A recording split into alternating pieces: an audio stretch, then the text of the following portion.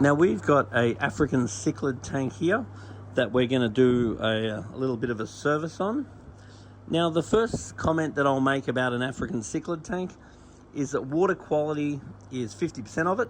I'm going to check the water quality in a minute, and then food quality is the other. Now here we have very good food. So Danichi and New Life Spectrum. So we have very high quality food here, but I will say that some of the fish are a little bit skinny. So what we want to be doing is looking at the bellies of the fish and see some of these bellies are just a little bit on the skinny side. Now it's worse to overfeed your fish than it is to underfeed your fish. But at the same time, we don't want to underfeed the fish. So if you look under the belly of the fish and you see it going up, that means they're not getting enough food. If you see it going down, that means they're usually getting too much. So these fish are totally fine, but a little bit on the skinny side. And what I don't want to do is encourage you to go the other way. I don't want to end up seeing fat fish. Yeah, I'd rather have skinny fish, but at the same time, we want to be aware. The first thing that I've found is that the GH level of this tank is off the Richter. It's over sort of 50, 60.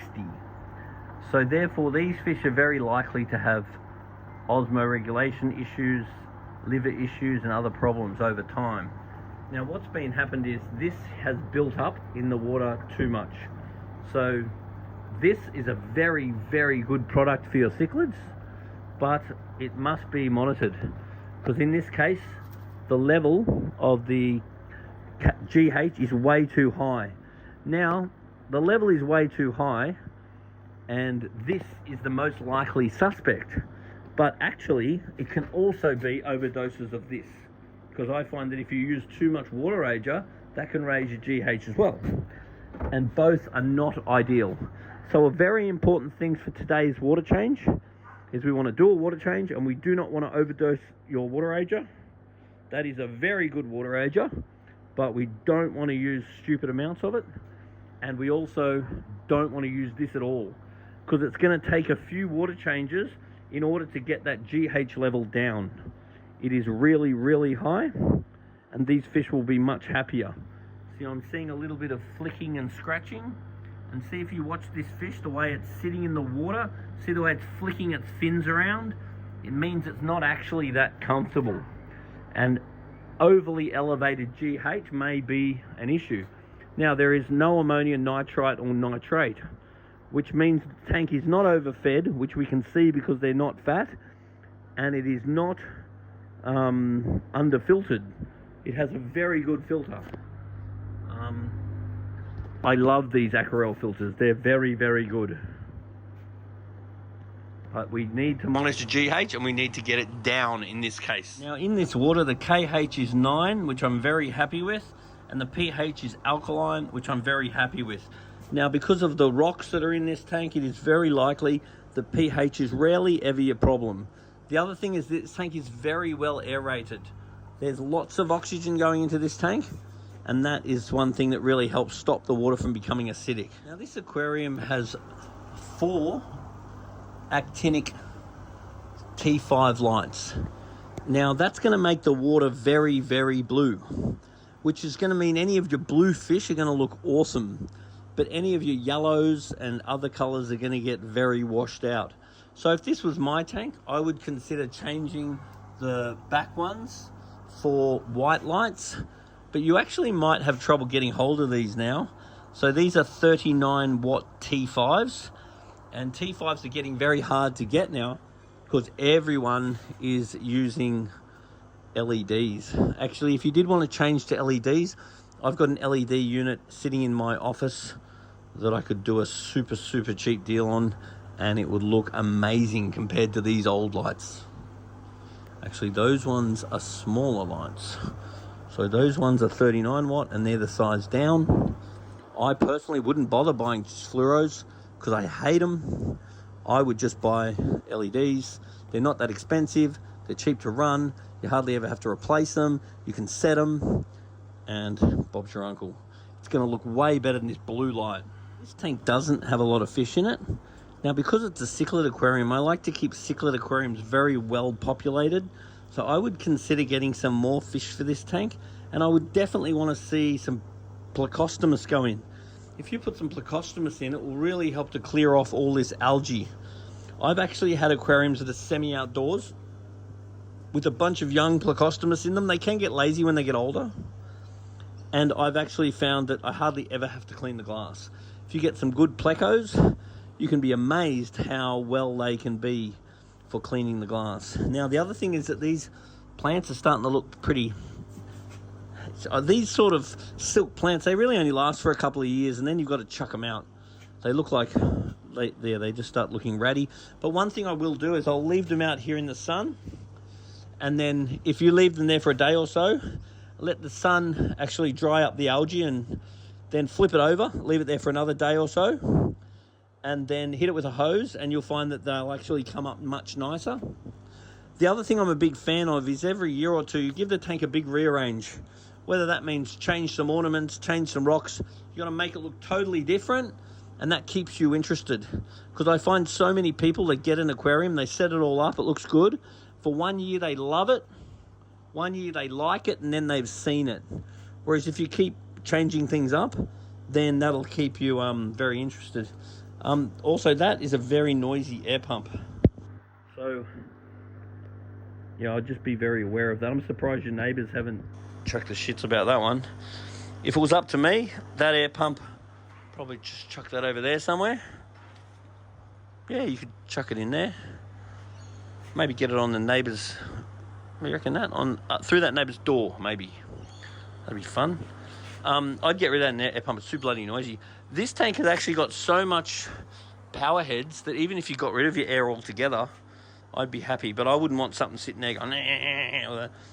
That's not my idea of fun. Just open the filter up, and inside it is ratioed very badly.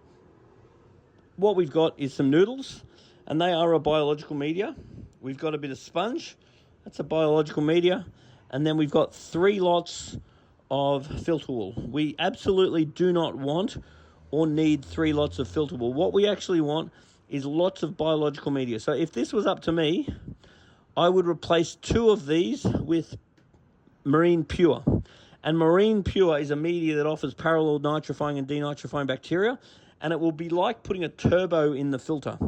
The other thing you could consider doing is putting in some polyfilter, and what the polyfilter will do is adsorb and absorb any accumulants out of the water and massively help the fish. So next time we do a filter change on this tank, I would really like to see sort of about 4 litres of Marine Pure go in, and this filter will work so much better. Every single pump and every filter has got an impeller in it. So it's important that when you clean your tank, you want to find the impeller, you want to give that a clean, and you want to clean out the housing, make sure there's no crap in it. Otherwise, over time, your filter will be less efficient. Now, every time we do a water change, we want to use a gravel cleaner. And what this thing does, actually you can't even see it because there's too much, oh there you go. So it just, you push it in the gravel, and this pulls all the dirt out of the gravel. This gravel is surprisingly not that dirty, but then again, because the fish are a little bit underfed, it's quite common for the gravel to be quite clean, and actually the filter was relatively clean. But as you feed the fish more and get more fish, then you will expect it to get more dirty. All you can see now is reflection. Clean up these calcium deposits everywhere. They're very hard to get off. You can't just scrub them off. But if you did get some citric acid and just wiped over them regularly, then you'll eventually break this down and you will clean it. But what you don't want to do is go letting the citric acid fall in the water, because these are alkaline water fish, so you want to be monitoring your pH, because you don't want to be making your fish go into acidic water because you're cleaning this up. But this light unit, you could take that off and you could sort of rub it with citric acid and potentially get a lot of this calcium deposit off, and it will clean the tank up quite a lot. Now, it's very often when I leave, the aquarium actually looks worse than what I got here, and that's because I disturb it all up and get all the crap out of the back of the reef, and then often the tank just looks absolutely terrible when I leave, but just be assured that it's definitely 1 step back and 2 steps forward, because when the tank settles and clears up, it'll look better than ever. And because this tank has a very high GH in it, I would not recommend adding new fish until several water changes have been done and the GH level is down. And because it's winter here in Sydney, you can't change huge amounts of water at a time because we don't want to give the fish a cold flush. Now, the other thing I'm a little bit concerned about is I can't see a thermometer anywhere. So the water feels right, but I'm not actually a human thermometer. I'll put a thermometer in there and I'll check the temperature. I'm positive it'll be fine, but you really want to have a thermometer, because you really need to know when the tank is running too cold or even too hot. These fish are really better off sort of 25, 28 degrees. Now, it's really important that your filter inlet is not near your bubbles. Otherwise, the bubbles will get sucked up the filter inlet and often keep giving airlocks to your filter. So keep your bubbles away from your filter inlet. Due to time restraints, I haven't been able to fill the tank up. That's going to get done by the owner. And at the moment, I can't really see in the tank because I've ruffled everything up. So next time I'm here, or as soon as the water clears, which will be very clear soon, it all needs to be redecorated. And then these plants need to be either left in the sun to clean or potentially replaced. And though it looks terrible now, it will be much cleaner and much healthier after this service. And when you go to put the prime back in, make sure you don't overdose it. We don't want too much water ager. Only use a tiny little bit per bucket.